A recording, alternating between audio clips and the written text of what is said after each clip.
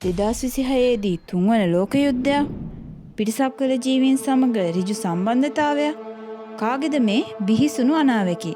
අද අපි විශ්වය විනිවිද තුලින් දකිමු ඒ ගැන.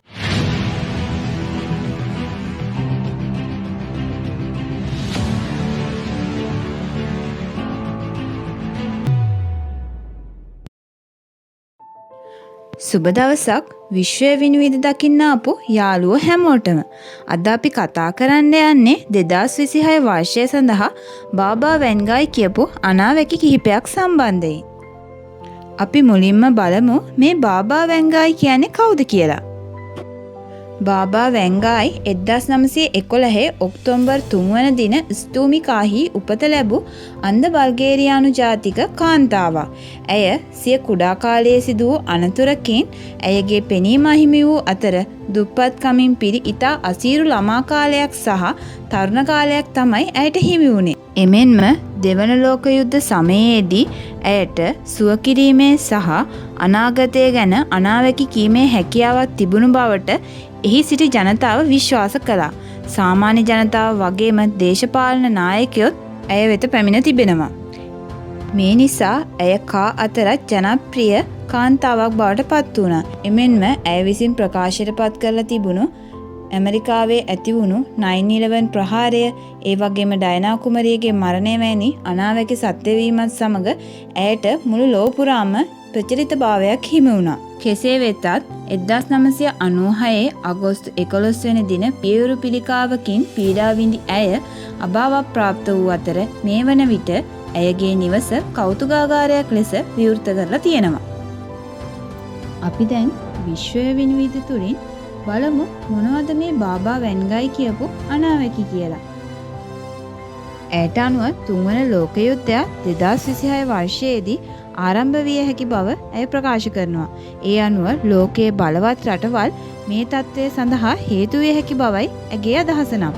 ඒ අනුව විශේෂයෙන්ම එක්සත් ජනපදය, රුසියාව, චීනය, තායිවානය වගේ රටවල් මේ ගැටුම් උච්චතම තත්ත්වයට පැමිණීමට ඉඩකඩ සලසන බවයි ඇගේ අනතුරු ඇඟවීම් වල දක්වා තියෙන්නේ.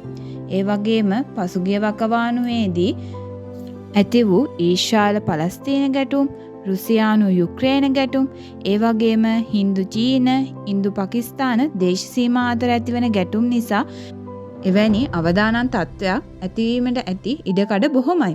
ඒ වගේම ඇය ප්‍රකාශ කරන පරිදි නම් නැගෙනහිරින් ආරම්භ වන යුද්ධයක් බටහිර දෙසට ව්‍යාප්ත වෙලා බටහිර ලෝකයක් විනාශ වෙනවා කියලා තමයි ඇය පවසන්නේ. ඒ අනුව මේ ගැටුම් හමුවේ රුසියානු ජනාධිපතිවරයා වන ව්ලාදිමීර් පුටින් ලෝක නායකයෙක් වශයෙන් නැගී සිටිය හැකි බවටත් ඇයගේ අනුගාමිකයින් විසින් විශ්වාස කරනවා. බාබා වැන්ගායිගේ අනාවැකි වලට අනුව ස්වභාවික විපත් රැසක් ඇතිවිය හැකි බවට ඇය ප්‍රකාශයට පත් කරලා තියෙනවා. ඒ අතර විශාල භූකම්පන, ගංවතුර, ඒ වගේම නායයාම්, සුලිකුණාටු, ගිනිකඳු පිපිරීම්, ඒ වගේම දේශගුණික වෙනස් වීම් වැනි බොහෝ ස්වභාවික ආපදා රැසක් 2026 වර්ෂයේදී සිදුවීමට නියමිතයි. ඇයට අනුව භූකම්පන හේතු කොටගෙන ගොඩනැගිලි කඩාවැටීම්, ජීවිතහානි, ආර්ථික හානි මෙන්ම මෙම තත්ත්වයන් බොහෝ විට ආසියා පැසිෆික් කලාපය තුල දක්නට ලැබිය හැකි බවයි ඇයගේ ප්‍රකාශවලින් සඳහන් වන්නේ. එමෙන්ම අක්‍රියව පවතින ගිනිකඳු කිහිපයක් 2026 වර්ෂයේදී සක්‍රිය විය හැකි බවත් මේ නිසා ඇතිවන දූවිලි වලා හේතු කොටගෙන වායුගෝලයේ වායු දූෂණය සහ එමෙන්ම ගුවන් ගමන් පවා නතර විය හැකි බවත් ඇය සඳහන් කරනවා. මෙය 2010 අයිස්ලන්තයේ සිදු වූ ගිනිකඳු විදාරණය වීම හේතුවෙන් ඇති වූ සිද්ධිය හා සමාන වෙන බව පෙන්වා දෙනවා. ඒ හේතුවෙන් එවකට අයිස්ලන්තයේ ගුවන් ගමන් සේවා නතර කළ බව සඳහන් වේ.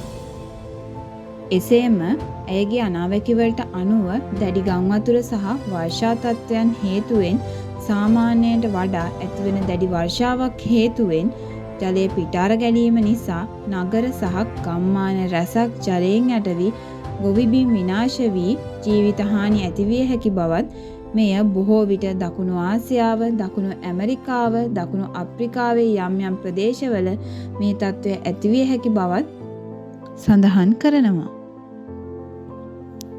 එමෙන්ම ඇයගේ අනාවැකි වලට අනුව මනුෂ්‍යත්වය තනිව නැති බවත් ඍජු හමුවක් ඔස්සේ අප පිටසක්වල ජීවීන් සමග ගනුදෙනු කරනු ඇති බවත් ප්‍රකාශ වෙනවා. එය සංඥා රූප හෝ තාක්ෂණික මං ඔස්සේ විය හැකි බවයි මෙහිදී සඳහන් වෙන්නේ. ඒ අනුව 2026 වර්ෂයේදී අප පිටසක්වල ජීවීන් හා ඍජු හමුවක් සිදුවේවිද? එය අනාගතයට බාරයි.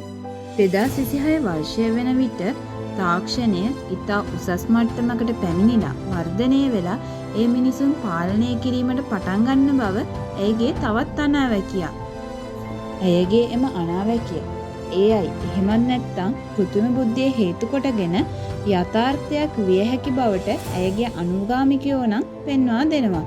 මේ විදිහට කෘත්‍රිම බුද්ධියේ ප්‍රබලත්වය වර්ධනය වීමත් එක්කම මිනිසාගේ එදිනෙදා ජීවිතයේ තීරණ ගැනීම ඒ වගේම මානව සමාජය පාලනය කිරීමට පවා බලපෑම් එල්ල වෙන්න පුළුවන්. ඒ වගේම කෘත්‍රිම බුද්ධියේ හේතුවෙන් මිනිස් රැකියාද 2026 වර්ෂය වන විට අවදානම් තත්ත්වයකට පත්වීමට තියෙන ඉඩකඩ බහුලයි. එසේම ලෝක ආර්ථික අස්ථාවරතාවයක් ඇගේ අනාවැකි වලින් සඳහන් වෙනවා. මෙහිදී ප්‍රධාන ආර්ථික බලවත් ප්‍රබල රටවල් වල ආර්ථික වර්ධන වේගය දැඩි ලෙස අඩුවීම හේතුවෙන් එම රටවල් අතර විශාල ප්‍රමාණයේ වෙළඳ ගැටුම් ඇතිවිය හැකි බවත් ඒවා මහා ප්‍රමාණයේ යුද්ධ දක්වා වර්ධනය විය හැකි බවත් ඒ නිසා ඇතිවන දේශපාලන අස්ථාවරතාවයේ හේතු කොටගෙන වෙළඳ ආයෝජන අඩුවීමෙන් මෙලෙස දැඩි ආර්ථික අර්බුදයකට මුළු ලෝකයම මුහුණ දෙන බවයි ඇය ප්‍රකාශ කරන්නේ. එය 2008 වර්ෂයේදී ඇති වූ ලෝක ආර්ථික අර්බුදයට වඩා වැඩි ඉහළ ආර්ථික අර්බුදයක් විය හැකි බවයි මෙහිදී සඳහන් වෙන්නේ. බාබා වැන්ගායි පැවසූ මේ අනාවැකි සත්‍ය ඒවාද? එහෙමත් නැතිනම් මේවා හුදෙක් මිත්‍යා විශ්වාස පමණක්ද? ඒ ගැන අපි අනාගතයට බාර කරමින් ඔබගේ අදහසත් පල්ලෙහා කමෙන්ට් සෙක්ෂන් එකේ කමෙන්ට් එකක් දාන්න. අපිව සබ්ස්ක්‍රයිබ් කරලා නැත්නම් සබ්ස්ක්‍රයිබ් කරලා පල්ලෙහා තියෙන බෙල් අයිකන් එක ක්ලික් කරන්න. එතකොට අපේ වීඩියෝ එකක් දාපු ගමන් ඕගොල්ලන්ට ඇවිල්ලා බලන්න පුළුවන්. සුබ දවසක් සියලු දෙනාටම.